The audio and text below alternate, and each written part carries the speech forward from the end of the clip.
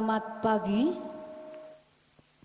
Kami sampaikan Warta Jemaat Andrum Tresno Agape, Gereja Kristen Jawa Menara Kasih Salatiga.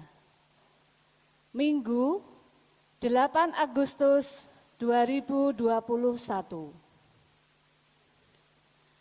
Shalom, puji Tuhan. Bersyukur hari ini kita diizinkan Tuhan melaksanakan ibadah secara online berhubung dengan masih situasi pandemi COVID-19 saat ini.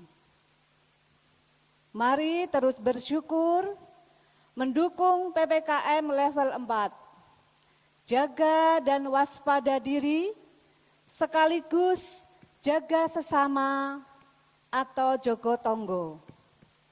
Dengan tetap mematuhi protokol kesehatan, melaksanakan 5M untuk mendukung upaya menekan laju pertambahan kasus COVID-19 dan mengendalikan diri. Tetap semangat dan berhikmat. Berikut warta jemaat hari ini. Jadwal ibadah dan pengkhotbah. Minggu biasa 8 Agustus 2021 dilayani oleh Bapak Pendeta Immanuel Teguh. Minggu biasa 15 Agustus 2021 dilayani oleh Bapak Dwi Heru Wismanto Sidi.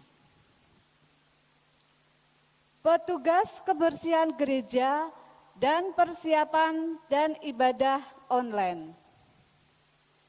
Minggu 8 Agustus 2021 oleh keluarga Antepe Ngampel. Minggu 15 Agustus 2021 keluarga Antepe Tegalombo Barat. Persiapan nanti menyesuaikan jadwal perekaman ibadah. Persembahan ibadah minggu. Selama ibadah online, persembahan dimasukkan dalam amplop, diserahkan ke majelis wilayah, akan diwartakan kemudian. Persiapan pendewasaan Antepe. Seluruh warga dan keluarga Antepe dimohon dapat ikut mendukung, berpartisipasi, dan berkontribusi lewat pemasangan pariwara ucapan selamat dengan ukuran yang dapat dipilih, 1/4 halaman sampai 1 halaman penuh, dengan sukacita, syukur untuk kemuliaan Tuhan. Pendaftaran bisa menghubungi panitia atau majelis dan setiap keluarga bisa menyiapkan foto atau juga minta difoto tim multimedia saat datang. Soan bersama tim USDA bagi yang belum disowani. Tim musik Jemaat Antepe mengucapkan terima kasih kepada warga jemaat yang telah berkenan mendukung dan mempersembahkan dana pengadaan alat musik untuk kegiatan dan latihan PPRJ Antepe. Saat ini sudah dibeli 1 keyboard, yang lain dalam proses perencanaan pembelian. Terima kasih, Tuhan memberkati. Ucapan terima kasih kepada Bapak Pendeta Immanuel Teguh Hari S atas pelayanan khotbah hari ini. Seluruh petugas dan pelayan persiapan kebersihan dan ibadah. Bapak Ibu pendukung kerja bakti, pelayan makan minum tukang. Selamat beribadah, Tuhan memberkati.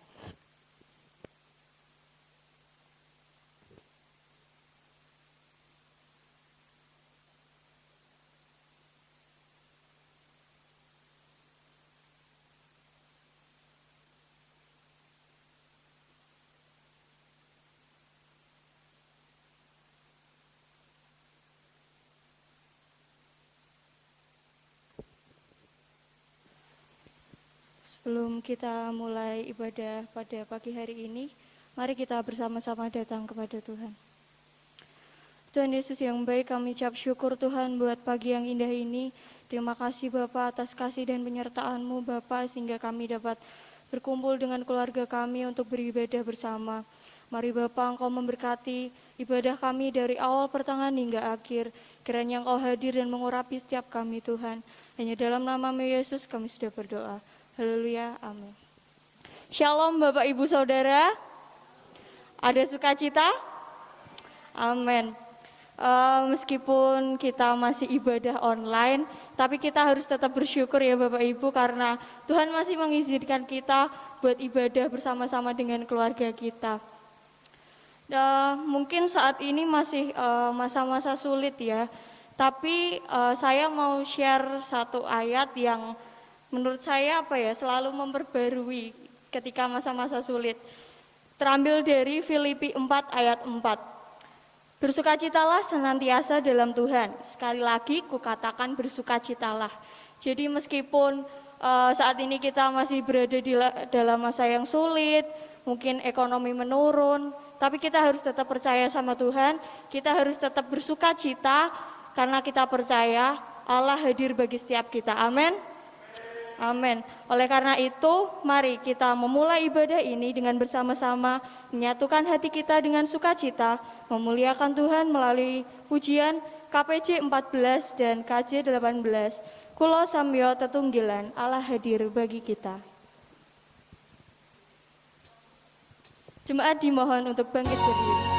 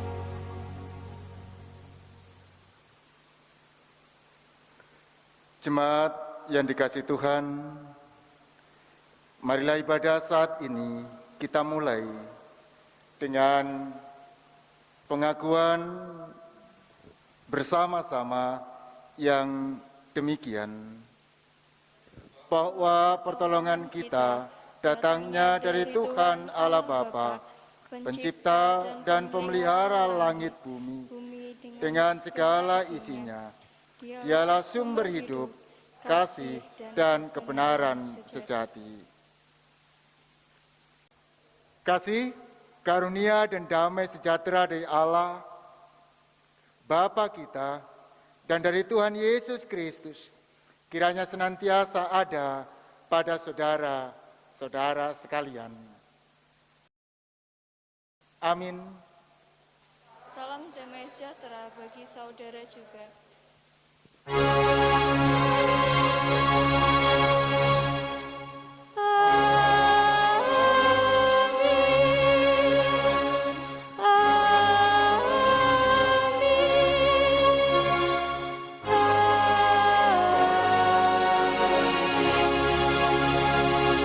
Jemaat dipersilakan untuk duduk kembali. Bapak, Ibu, Saudara, mari kita sama-sama, kita mau datang kepada Tuhan, kita mau tinggikan nama Tuhan, kita mau nyatakan kalau Tuhan kasih-Nya itu sungguh besar buat kita melalui pujian, kutinggikan Engkau Tuhan.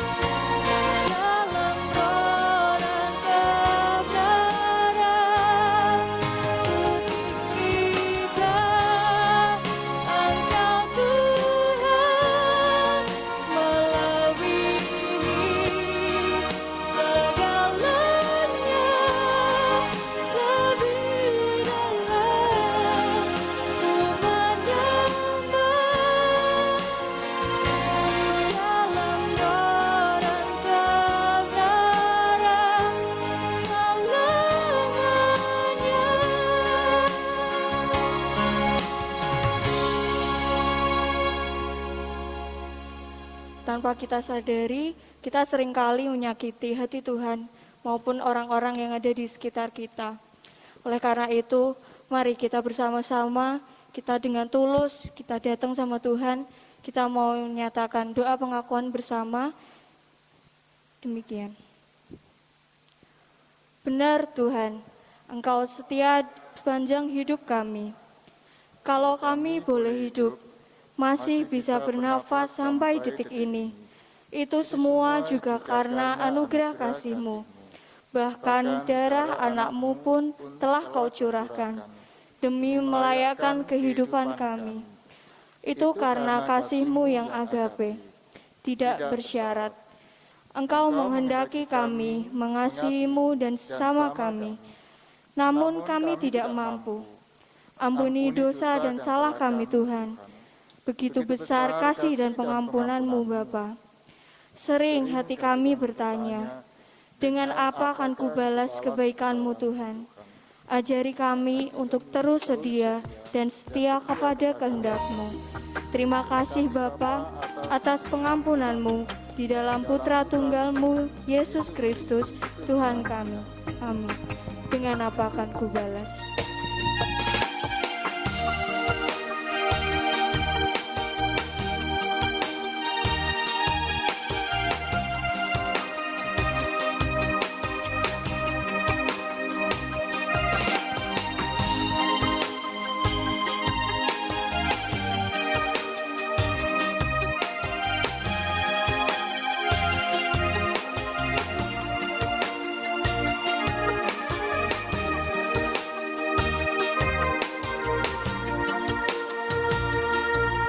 Kau Allah yang setia,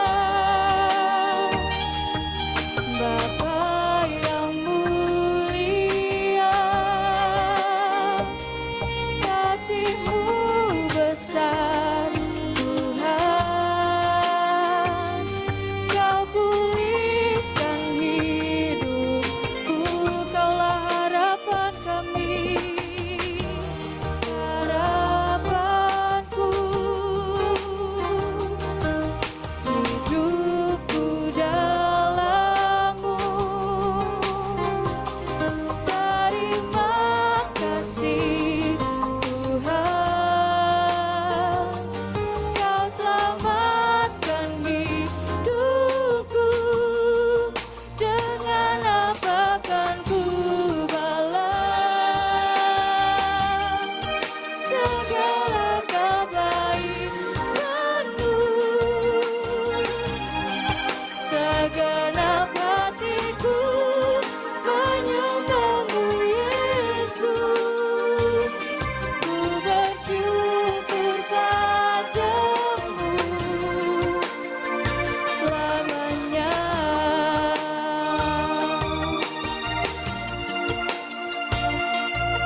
Kau Allah yang setia, Bapa yang mulia, kasih-Mu besar Tuhan, Kau pulihkan hidupku. Kaulah harapanku, hidupku dalam-Mu.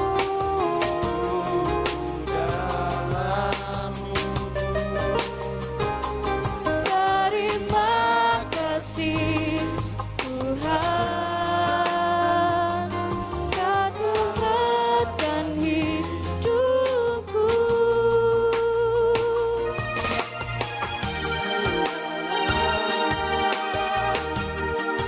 Segala kebaikan-Mu, segenap hatiku menyembah-Mu Yesus, ku bersyukur padamu. Dengan apa kan ku balas segala kebaikan-Mu? Segenap hatiku menyembah-Mu Yesus, ku bersyukur padamu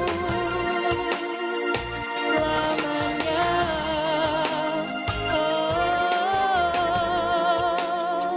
Selamanya.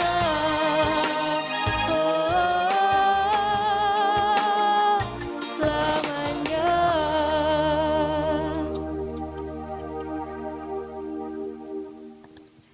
Setelah kita mengaku dosa di hadapan Tuhan, kini terimalah berita anugerah Tuhan tertulis dalam Galatia 5 ayat 1. Supaya kita sungguh-sungguh merdeka, Kristus telah memerdekakan kita. Karena itu, berdirilah teguh dan jangan mau lagi dikenakan kuk perhambaan. Demikian firman Tuhan. Syukur kepada Allah. Jemaat dimohon untuk bangkit berdiri. Saudara, sebagai orang yang sudah dimerdekakan dari kuasa dosa dan maut, kita dipanggil menjalani dan menikmati kehidupan baru seturut firman-Nya, seperti tertulis dalam Galatia 5 ayat 13. Mari kita baca bersama. Saudara-saudara, memang kamu telah dipanggil untuk merdeka. Tetapi janganlah kamu mempergunakan kemerdekaan itu sebagai kesempatan untuk kehidupan dalam dosa, melainkan layanilah seorang akan yang lain oleh kasih. Amin. Jemaat dipersilakan untuk duduk kembali. Tiba saatnya kita mau memberikan yang terbaik buat Tuhan. Firman Tuhan sebagai dasar persembahan kita kepada Tuhan terambil dari 1 Petrus 2 ayat 5. Mari kita baca bersama. Dan biarlah kamu juga dipergunakan sebagai batu hidup untuk pembangunan suatu rumah rohani, bagi suatu imamat kudus, untuk mempersembahkan persembahan rohani yang karena Yesus Kristus berkenan kepada Allah. Beriringnya kantong persembahan, diiringi dengan pujian KPJ 186 dan KJ 450.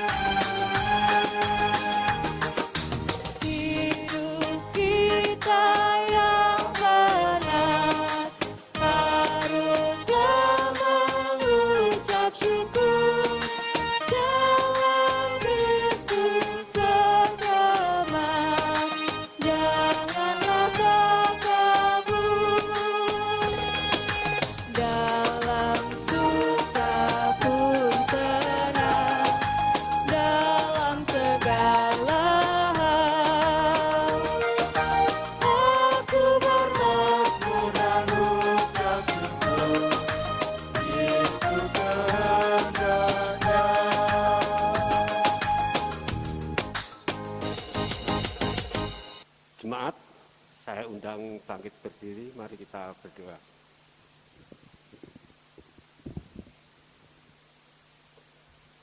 Bapa yang kami sapa dalam nama Tuhan kami Yesus Kristus, puji syukur dan terima kasih Tuhan atas berkat kasih kemurahan-Mu pada kehidupan kami hari lepas hari.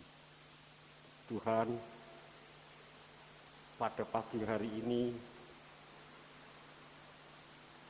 anak-anak-Mu, jemaat-Mu Antepe, telah mengumpulkan persembahan sebagai ungkapan terima kasih kami kepadamu yang kami ambil kecil dari kasih-Mu yang demikian besarnya. Tuhan, kami telah mengumpulkan berbagai macam-macam persembahan, juga dari tenaga, pikiran, saudara kami semua. Tolong Engkau urapi persembahan ini juga dengan saudara-saudara kami yang mengelolanya, agar persembahan ini berguna bagi kerajaan-Mu di dunia ini. Dan sebentar lagi kami hendak menerima makanan rohani kami melalui Bapak Immanuel Teguh. Tolong Tuhan, berfirmanlah kepada kami, dan kami siap mendengarkan. Di dalam nama Tuhan kami Yesus Kristus, hamba telah berdoa. Amin. Mari kita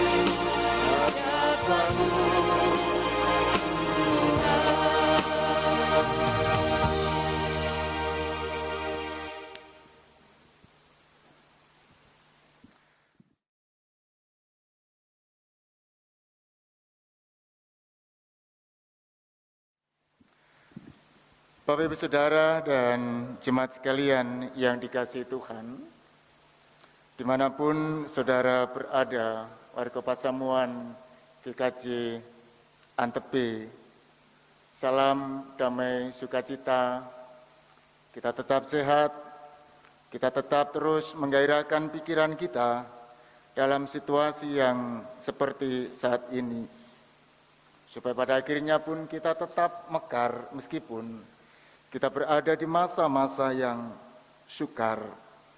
Kekuatan sabda firman Tuhan akan menjadi makanan dan minuman bagi kita, sehingga kemudian kita boleh disegarkan kembali oleh kasih setianya. Efesus pasal yang keempat, ayat yang ke-25, sampai dengan pasal 5 ayat yang kedua, saya akan membaca untuk kita sekalian. Demikian sabda Tuhan. Karena itu, buanglah dusta dan berkatalah benar seorang kepada yang lain. Karena kita adalah sesama anggota. Apabila kamu menjadi marah, janganlah kamu berbuat dosa. Janganlah matahari terbenam sebelum padam amarahmu. Dan janganlah beri kesempatan kepada iblis. Orang yang mencuri, janganlah ia mencuri lagi. Tetapi baiklah ia bekerja keras dan melakukan pekerjaan yang baik dengan tangannya sendiri, supaya ia dapat membagikan sesuatu kepada orang yang berkekurangan. Janganlah ada perkataan kotor keluar dari mulutmu, tetapi pakailah perkataan yang baik untuk membangun, di mana perlu, supaya mereka yang mendengarnya beroleh kasih karunia. Dan janganlah kamu mendukakan Roh Kudus Allah yang telah memeteraikan kamu menjelang hari penyelamatan. Segala kepahitan, kegeraman, kemarahan, pertikaian, dan fitnah hendaklah dibuang dari antara kamu. Demikian pula segala kejahatan. Tetapi hendaklah kamu ramah seorang terhadap yang lain, penuh kasih mesra, dan saling mengampuni, sebagaimana Allah di dalam Kristus telah mengampuni kamu. Sebab itu, jadilah penurut-penurut Allah seperti anak-anak yang kekasih, dan hiduplah di dalam kasih, sebagaimana Kristus Yesus juga telah mengasihi kamu dan telah menyerahkan dirinya untuk kita sebagai persembahan dan korban yang harum bagi Allah. Demikian sabda Tuhan yang berbahagia. Setiap saudara sekalian dimanapun saudara berada, yang mendengar dan istimewa melakukan setiap kebaikan firman Tuhan dalam hidup sehari-hari. Amin.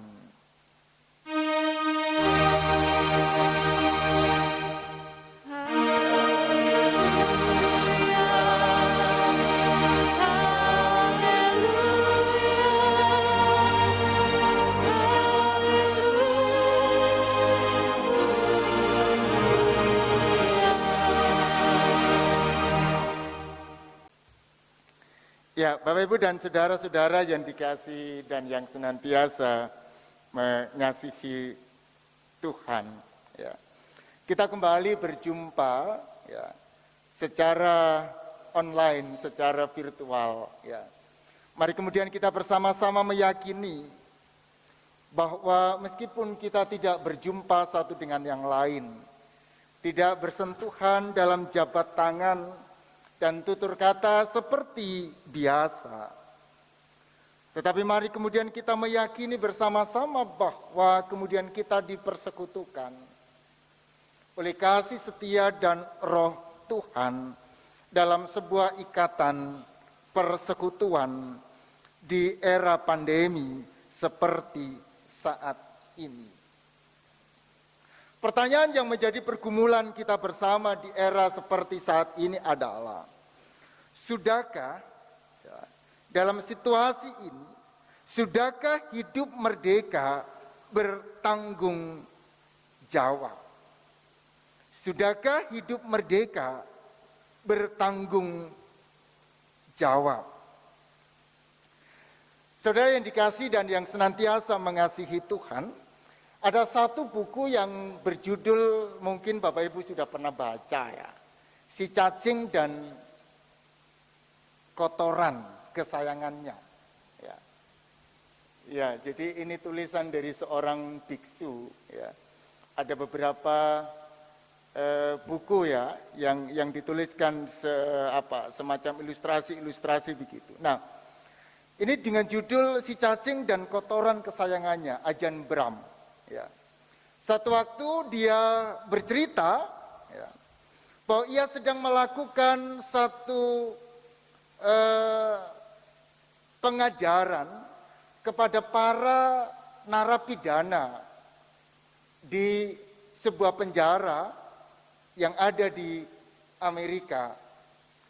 Dikatakan bahwa ini adalah sebuah penjara yang sangat ketat, yang super ketat, ya, yang diperuntukkan bagi para napi yang berada pada kelas kakap. Ya. Ia melatih meditasi di sana, dan kemudian ia menyampaikan seperti ini. Ya. Ia bercerita bahwa sepertinya hidup di penjara lebih enak daripada di vihara saya. Dia bilang begitu. Mengapa? Karena di vihara saya harus bangun jam 4 pagi. Kadang-kadang cuaca udara yang sangat dingin, tetapi kami tetap harus bangun. Tidak ada mesin penghangat ruangan. Tempat tidur pun seadanya. Ya. Dan kami makan sekali sehari. Dia melanjutkan tutur katanya, lewat tengah siang, itu berarti ya katakanlah di atas jam 12 kalau di sini ya. Lewat tengah siang dan malam, kami tidak diperkenankan sama sekali untuk makan. Itu berarti praktis, hanya pagi waktu untuk makan. Ya. Para napi masih enak, napi yang punya keluarga masih ada kesempatan untuk untuk berhubungan seksual dengan suami atau istri. Ya. Masih ada televisi yang dipakai untuk menonton acara-acara tertentu. Di setiap pagi masih berolahraga. Itu sangat nyaman untuk saya sebagai seorang biksu. Ya. Itu sangat enak tentunya. Tetapi kami para biksu ini dari pagi bangun, bekerja, dan kalau ada waktu luang kami harus bermeditasi.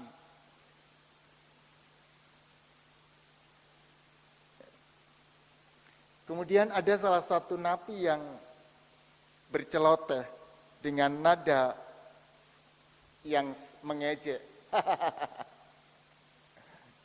Ngeri amat, biksu, pendeta. Kenapa enggak Anda tinggal saja di penjara kami? Toh di penjara jauh lebih enak daripada di wihara. Dia pun turut tertawa. Ya. Sejenak kemudian dia diam. Dia merenung akan apa yang disampaikan oleh napi tadi. Dia mengatakan, benar. Tempatku memang sangat sederhana. Jauh dari kemewahan. Jika dibandingkan dengan penjara yang super ketat ini. Ya. Namun banyak yang datang ke wihara dengan sukarela. Banyak yang datang ke wihara, mereka menikmati sukacita, mereka bahagia di situ. Ya. Tetapi di penjara ini tidak ada orang yang ingin datang. Ya. Sementara penghuni, para napi, semua berusaha untuk kabur, untuk lari, dan tidak bahagia.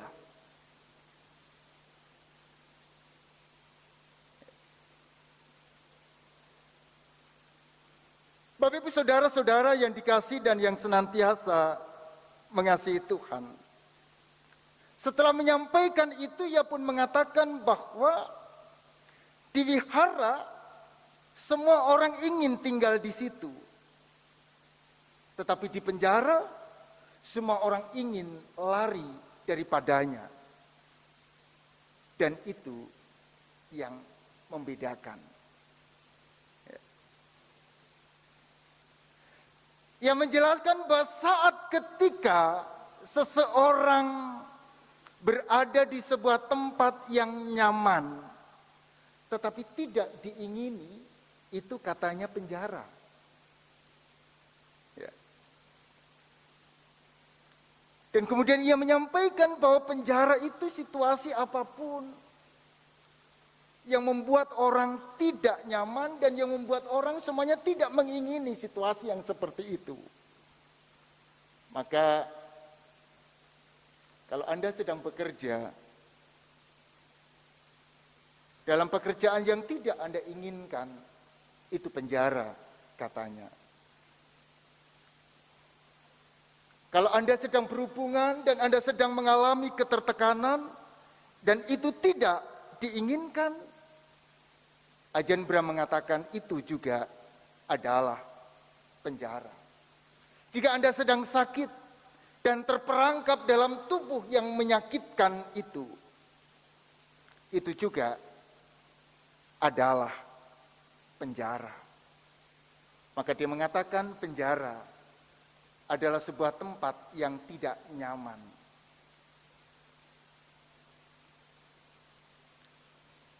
Apa kaitannya dengan apa yang sudah kita baca bersama-sama?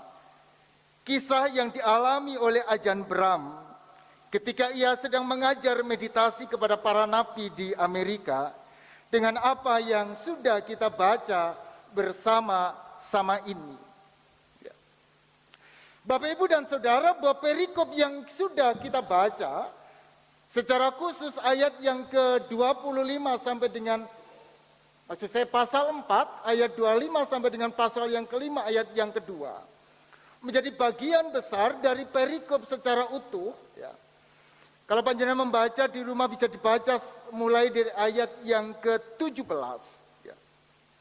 Saya membaca di sana bahwa ini sebuah jemaat Kristen, jemaat yang baru percaya kepada Yesus, ya. Jemaat yang kemudian sudah menerima ajaran-ajaran Kristus itu, ya. Tetapi kemudian mereka mengalami kesulitan untuk kemudian melakukan apa yang mesti dilakukan. Ya. Bahwa kemudian apa yang kita baca mengajak kemudian jemaat Kristen di Efesus untuk kemudian keluar dari sebuah situasi kehidupan yang membuat dirinya tidak nyaman. Ya. Situasi yang kemudian membuat ia berada dalam tekanan-tekanan kehidupan. Ya. Dan jemaat perdana di Efesus ini, ya, coba mari kemudian kita perhatikan bacaan yang sudah kita baca tadi itu. Ya. Menandakan bahwa sebuah kehidupan jemaat yang penuh, ya, dengan persoalan-persoalan negatif. Ya. yang penuh dengan persoalan-persoalan yang membuat dirinya sulit untuk mengikuti cara hidup Kristus. Coba mari kita lihat mulai dengan ayat yang ke-25, ketika di sana dikatakan, karena itu buanglah dusta dan berkatalah benar seorang kepada yang lain. Ada sebuah kehidupan yang mungkin lumrah. Berdusta adalah hal yang wajar. Ya. Mungkin sebuah kehidupan yang menjadi sesuatu yang membiasakan kehidupan mereka seperti itu. Mungkin suka berbohong, tidak menyampaikan apa adanya. Ya. Sedikit-sedikit demi kebaikan dirinya, ia pun berbohong, menutupi kebohongan yang lain. Dan begitu seterusnya. Ayat yang berikutnya kita lihat bahwa kemudian jemaat di sana, kenapa kemudian? Ya, Paulus menyampaikan, apabila kamu menjadi marah, janganlah kamu berbuat dosa. Jangan matahari terbenam sebelum padam amarahmu. Menandakan bahwa ada kemungkinan sikap hidup yang mendendam. Kemungkinan sikap hidup yang satu dengan yang lain, dengan temperamental yang suka mengumbar hawa nafsu, suka mengumbar amarah, bisa saja di tempat-tempat privat, di rumah tangga, bisa saja kemudian ada di tempat-tempat umum. Ya, mereka melakukan hal-hal yang semacam itu. Ayat yang ke-28 menunjukkan orang yang mencuri.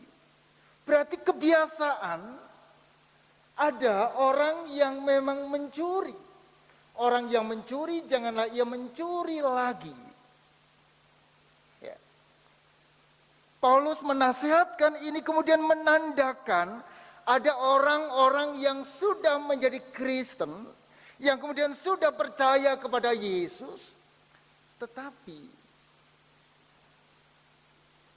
ia masih melakukan aktivitas dan gaya hidup lamanya. Ya. Mereka pun kemudian seringkali menyampaikan kata-kata kotor. Ya. Mereka terbelenggu dalam kehidupan yang pahit, dalam kegeraman, dalam kemarahan, dalam pertikaian. Dan itu yang membuat ia, yang menurut Ajam Bram tadi itu membuat ia menjadi tidak nyaman dalam kehidupannya.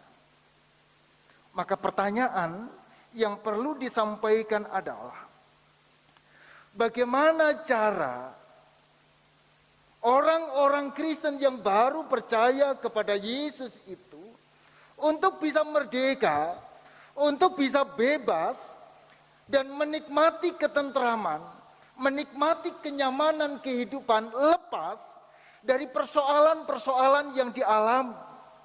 Dari gaya hidup berdusta sampai dengan kehidupan yang penuh dengan kedengkian, kegeraman, dan amarah. Ya. Pertanyaan yang sama disampaikan oleh Ajahn Brahm.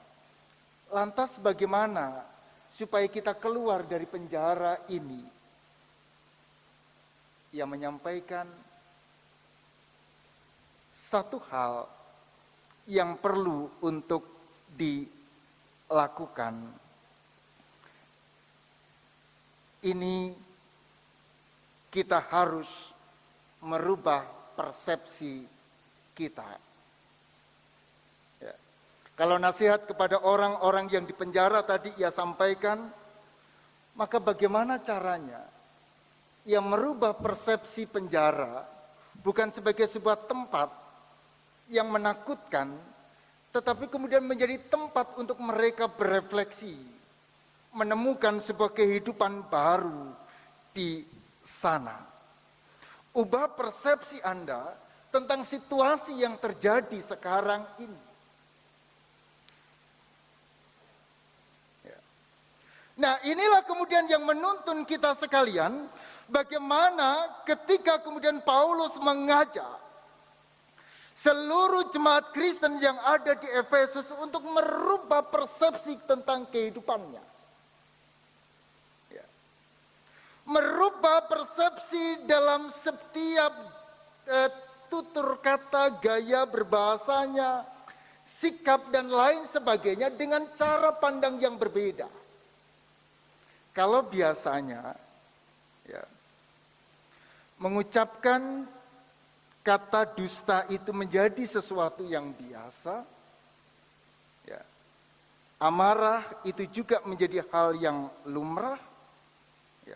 Mencuri itu pekerjaan rutinitas, karena ia menganggap pencuri sebagai sebuah pekerjaan. Ini juga menjadi persepsi, ya. Maka kemudian kita diajak bersama-sama untuk bagaimana melihat persepsi ini supaya berubah. Kita lihat cara hidup lama kita ini dengan gaya yang baru. Ya. Dengan merubah kata negatif. Ya. Berdusta berarti tidak jujur, maka kita menyampaikan bagaimana kemudian kita merubah dusta itu menjadi kejujuran. Ya. Maka ia bisa melakukan bagaimana bisa hidup jujur. Bagaimana kemudian menjadi hidup tidak lagi penuh dengan amarah, hidup dengan kelemah lembutan, bekerja dengan normal, hidup dalam kerukunan, hidup dalam kedamaian, dan hidup menurut Kristus. Ya. Bagi orang yang terbiasa menyampaikan kebohongan, maka berdusta itu hal yang terbiasa. Ya. Dan dusta demi dusta akan terus dilakukan. Mungkin ada yang pernah ingat, Bapak Ibu jemaat sekalian, ingat saya pernah menyampaikan renungan di tempat ini. Ya, sambil nonton sambil mengingat-ingat begitu ya. Ya. Saya pernah menyampaikan bahwa saya bersyukur waktu itu saya jujur. Saya membayangkan bagaimana kalau waktu itu saya tidak jujur.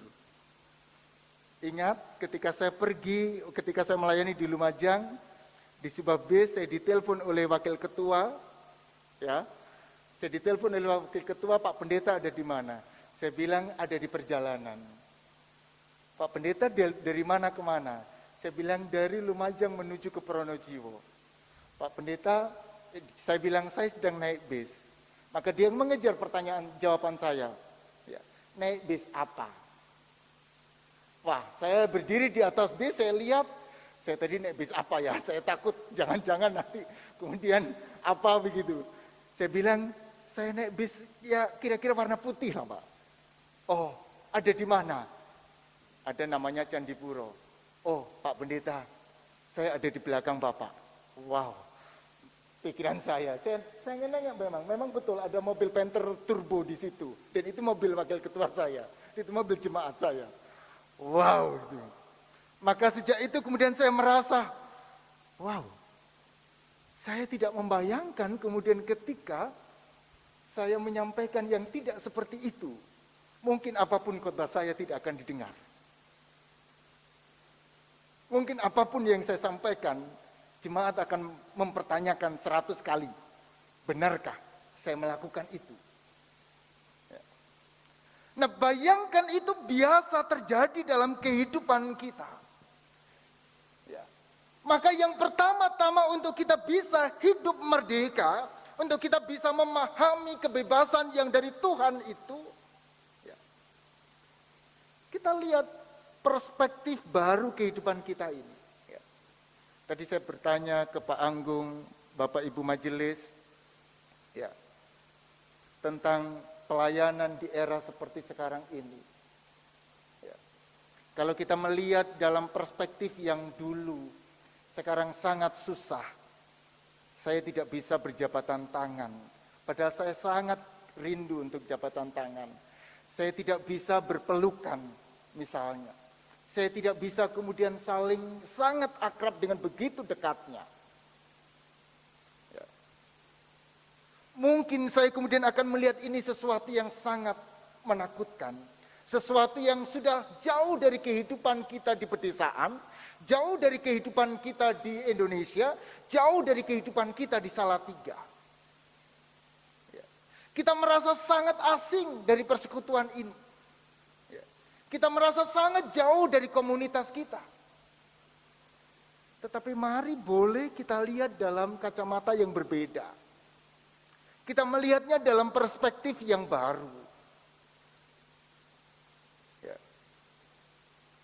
Oh iya. Bahwa kemudian pandemi ini mengajarkan kepada kita untuk peduli dengan cara yang berbeda. Untuk kita kemudian saling memberikan kekuatan dengan cara yang berbeda. Kalau kemarin harus ketemu, mungkin sekarang harus via video call, via telepon.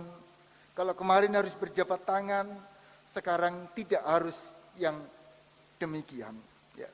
Itu yang pertama, yang perlu kemudian kita hayati bersama-sama.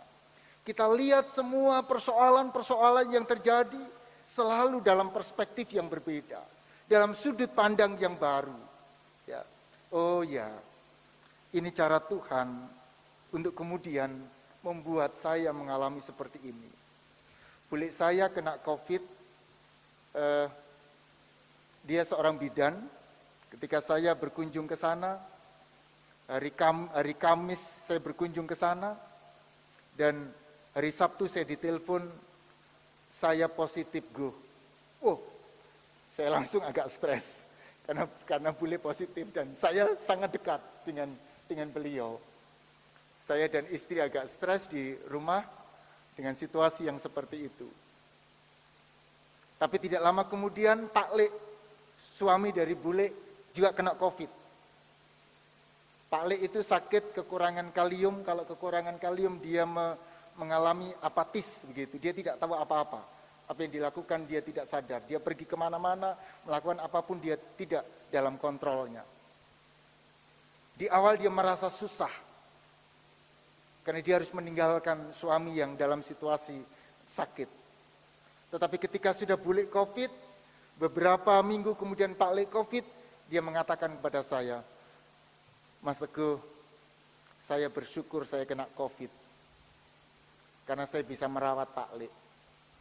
Saya betul-betul merasa bahwa wow, ini bule yang dalam situasi kena COVID, kemudian dia mengatakan saya bersyukur. Karena dengan penyakit itu saya bisa merawat Pak Le.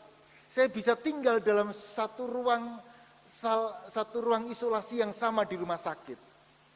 Dia mengatakan saya tidak membayangkan Mas Teguh.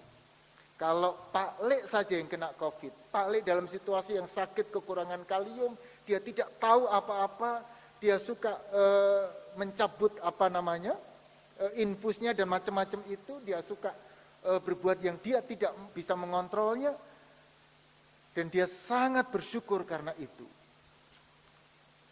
Ya. Nah artinya apa? Bahwa kemudian ia menemukan ini sebuah refleksi yang sangat berbeda. Bahwa dalam situasi yang seperti itu, sebagai seorang orang yang dipanggil untuk mengikut Yesus dengan cara yang hidup yang baru, memang kita harus melihatnya dengan cara yang baru pula. Sama seperti orang Efesus dari kebiasaan suka berdusta, suka marah, suka mencuri, geram satu dengan yang lain, bertikai satu dengan yang lain. Ketika dia menjadi Kristen, dia berada di dua kaki. Yang satu dia masih mau menjadi hidup baru dalam Kristus, tapi yang satu dia mau tetap dalam kelamaannya. Maka Paulus mengajak untuk oke deh, yuk bagaimana caranya, yuk ya ini kan kita sudah ada di tempat ini nih, cobalah kita lihat dengan cara pandang yang baru deh. Oke, itu yang dulu bolehlah. Kalau dulu bekerja itu harus dengan mencuri, sekarang bekerja dengan cara yang berbeda. Ya. Kalau dulu kita ngomong harus dengan marah-marah, mungkin sekarang kita ngomong dengan cara yang berbeda. Itu yang pertama. Ya. Yang kedua, Bapak, Ibu, dan saudara-saudara yang dikasih dan yang senantiasa mengasihi Tuhan. Dalam karakter-karakter yang seperti itu, toh semua orang ternyata mengalami yang sama ternyata. Banyak orang, mereka orang Kristen, tidak Kristen, semuanya juga pada jujur. Ya. Sekarang orang jujur menjadi sesuatu yang sangat luar biasa. Jujur saya COVID, oh ya bersyukur misalnya. Ya artinya bahwa merasa menyelamatkan yang lain misalnya. Ya. Semua hidup dalam tata krama, dalam norma-norma yang sama. Maka beda kekristenan dengan yang lain ada di mana? Ya. Maka setelah melihat dalam sudut pandang yang berbeda, yang kedua harus ditambah dengan nilai-nilai kekristenan. Ya. Bagaimana caranya? Maka yang pertama adalah, ketika kita ngobrol berdua, bisa nggak kita membayangkan bahwa sebetulnya kita ngobrol itu bertiga? Karena ketika saya ngobrol dengan Bu Nani, kadang-kadang ngobrolkan Pak Anggung. Itu juga apa yang dipikirkan Bu Nani dipengaruhi juga oleh Pak Anggung. Tapi bisakah kemudian kita membayangkan jauh lebih spiritual bahwa di wajah Bu Nani ada Kristus di sana? Ya. Saya menjadi seperti ini karena panjenengan. Bayangkan kalau saya khotbah sendiri di tempat ini. Saya menjadi pendeta karena ada jemaat. Ya. Panjenengan menjadi jemaat karena ada pendeta. Bayangkan kalau jemaat saja tanpa pendeta, tidak mungkin terjadi. Dan kemudian kita membayangkan artinya ada dimensi spiritualnya, bahwa saya ada karena panjenengan. Justru menjadi bermakna itu karena panjenengan. Kalau panjenengan tidak ada, saya nggak ada maknanya. Jadi Simon Petrus itu ya hanya tukang cari ikan saja. Ya. Mereka itu hanya nelayan biasa. Tetapi ketika mereka berkumpul dalam satu tempat yang namanya murid-murid, mereka dipanggil oleh Yesus dalam percaya bahwa Yesus ada di situ. 2-3 orang bersekutu di dalamnya Yesus ada. Di situ Simon Petrus mendapatkan makna hidupnya. Dia menjadi rasul di situ. Ya. Yang artinya apa? Nilai kekristenannya ada di sana. Ya. Dalam perjumpaan 2 orang menjadi 3 orang karena Kristus ada di sana.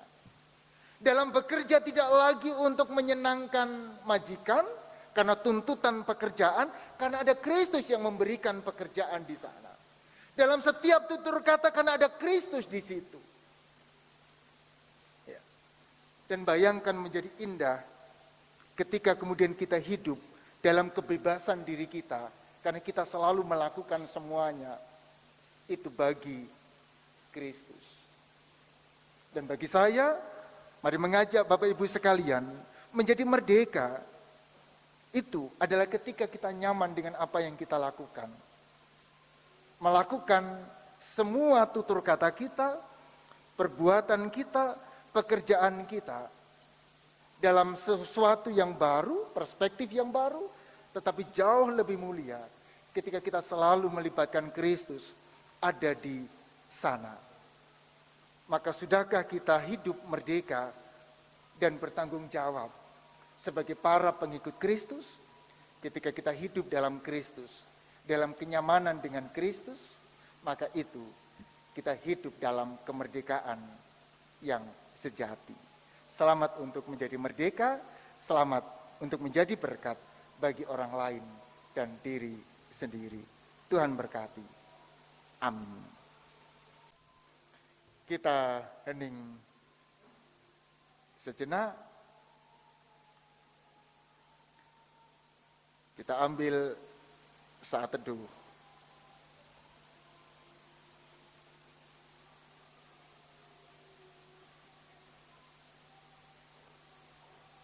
Mari kita berdoa.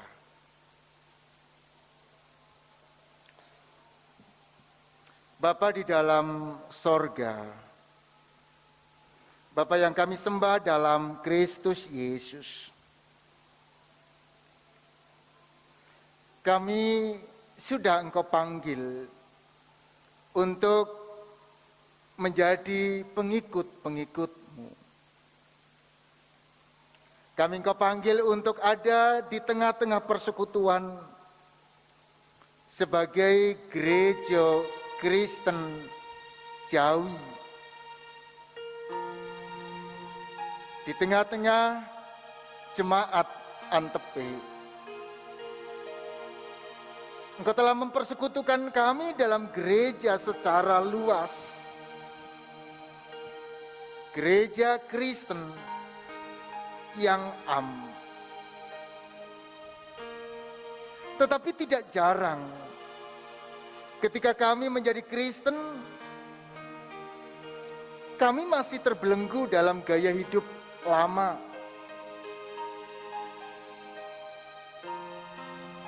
Kami masih suka bohong, bahkan terkadang amarah hadir dalam kehidupan kami. Suami marah terhadap istri, ataupun sebaliknya.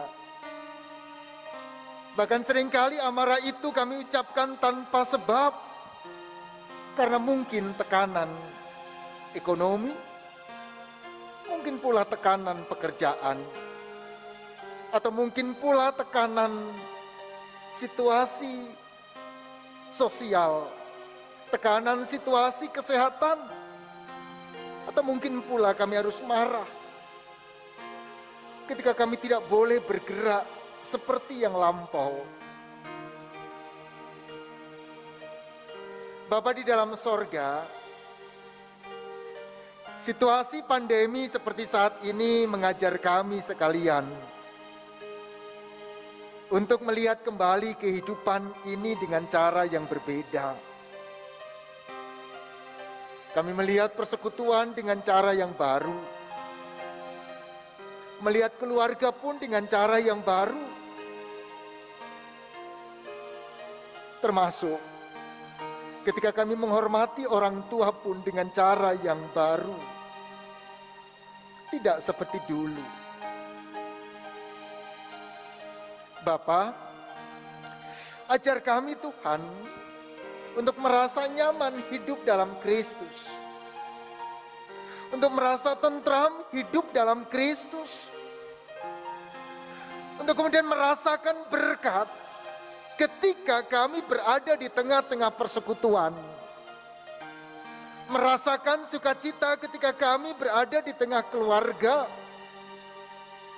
Merasakan rahmat Tuhan ketika kami bisa saling menguatkan. Ampuni kami Tuhan, setiap dosa dan salah kami. Dan secara khusus kami berdoa untuk anak-anak Tuhan, warga jemaat GKJ Antepe yang sedang sakit, untuk Ibu Juarsih, keluarga Ibu Sumiati, Mbak Sukinem, Mbak Nadia, Ibu Rusmiati, Bapak Joko Wahyudi, Bapak Sukiman, Mbah Tukiem, Bapak RP Paimin, Bapak Ramelan, Ibu Mariati Pujiono, Mbah Tuminem, keluarga Bapak Suryoto, Bapak Slamet Mulyono, dan Ibu Harnoto. Mari Bapak, berkati mereka, jamah mereka, supaya mereka mendapatkan pemulihan yang daripadamu. Berikan kekuatan kepada mereka, meskipun ketika mereka sakit kami tidak bisa menjenguk seperti yang dulu. Kami tidak bisa rame-rame untuk berkunjung, tetapi kami selalu mendoakan mereka. Kami menopang mereka di dalam nama Yesus. Nyatakan kesembuhan atas mereka. Kami bergumul pula untuk pendewasaan jemaat Tuhan. Penggalangan dana yang dibutuhkan. Kami melihat dan kami belajar untuk terus percaya bahwa Antepe ada hanyalah karena restu Tuhan. Ia ada dalam proses pendewasaan bukan hanya secara organisasional, tetapi secara iman, secara persekutuan, Tuhan yang mengizinkan, dan jadilah berkat. Engkau campur tangan atas siapapun yang terlibat dalam proses pendewasaan ini. Apakah majelis jemaat, pendeta, demikian pula majelis pada tingkat klasis dan sinode. Jadilah kehendak Bapa di sorga. Istimewa penatua diaken yang telah Tuhan pakai untuk terus menata layani kehidupan bergereja. Apa yang mereka lakukan, biarlah semua itu dilakukan seolah-olah untuk Tuhan, bagi kemuliaan nama Tuhan. Karena kami percaya Tuhan memberkati setiap pekerjaan pelayanan mereka. Dan apa yang mereka lakukan adalah bagian dari upaya penyucian kehidupannya. Anugerahi dengan hikmat kepada setiap kami warga jemaat dalam terus melanjutkan proses pembangunan gereja dan sekaligus jemaat Antepe. Memberkati semuanya. Demikian juga pemerintah, Satgas Covid, dengan seluruh stakeholder yang ada.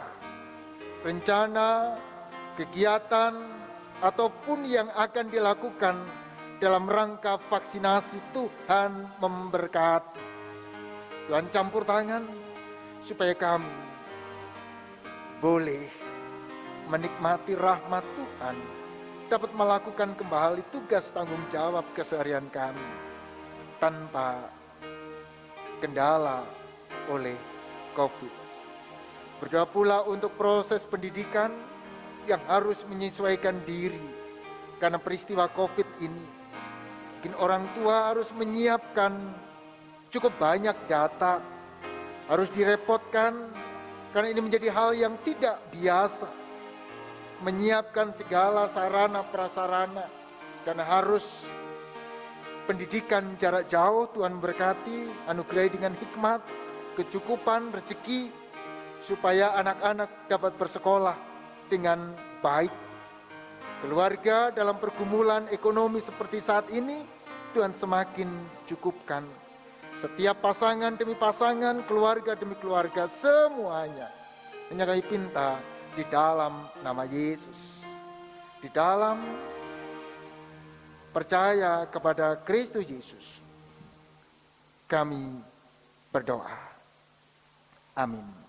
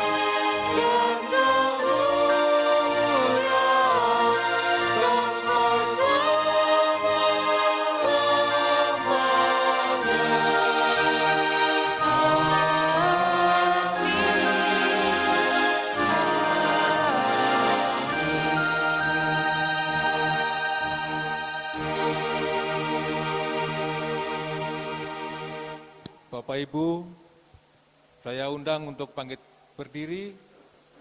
Kita akan memperbarui keimanan kita dengan pengakuan iman rasuli.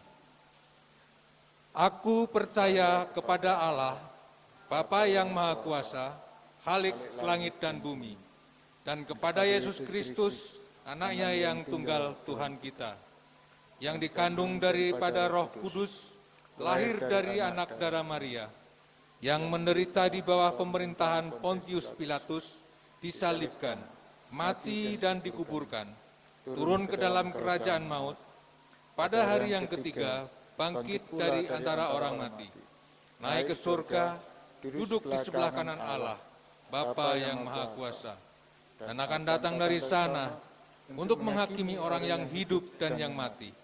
Aku percaya pada Roh Kudus, gereja yang kudus dan am, persekutuan orang kudus, pengampunan dosa, kebangkitan daging, dan hidup yang kekal.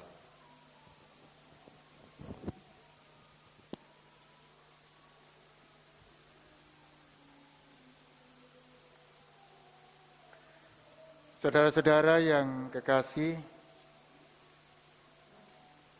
saudara sekalian telah menerima kasih dan kebaikan Allah.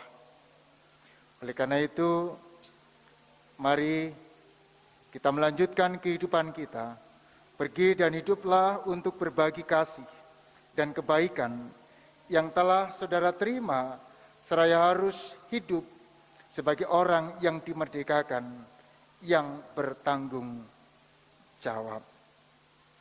Dan karenanya, terimalah berkat Tuhan melalui hamba-Nya.